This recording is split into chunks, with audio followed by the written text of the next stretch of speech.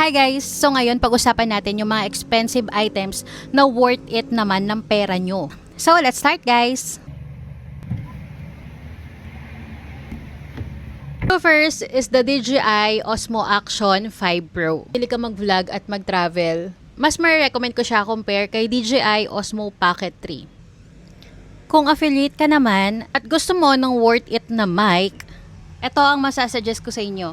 This one is the DJI Mic Mini at mas gusto ko yung sound nito compared to the DJI Mic 2. At ito naman yung next item na for me, worth it siya. Investment siya for me dahil sobrang magagamit mo talaga siya lalo na pag magte-travel ka. Ganito yung kanyang itsura. Pwede mo siyang i-open ng ganyan kapag marami kang dala-dala. Ang maganda kasi dito, anti-theft to. Kahit i-slash nila to, meron siyang mesh. Maganda pa dito yung mga zipper nila. Ayan, meron silang mga lock. So, hindi talaga mau-open to agad-agad. Mas gusto ko tong material na to, yung Econyl nylon nila.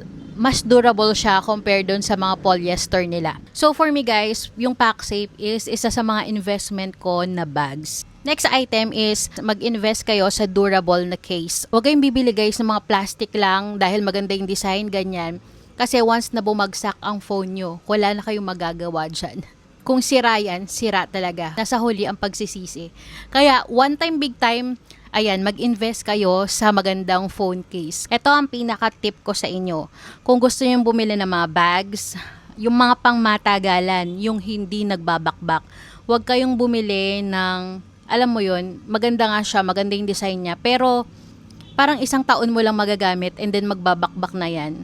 So guys, lagi kong sinasabi sa inyo na mag-invest kayo sa leather, sa genuine leather para magtatagal yung buhay ng mga bags nyo. Kung hindi naman leather, pumili kayo ng nylon, yung magandang material ng nylon. Basta huwag kayong pumili ng synthetic leather lang kasi sayang ang pera. So ayun lang guys, buyers, follow me for more!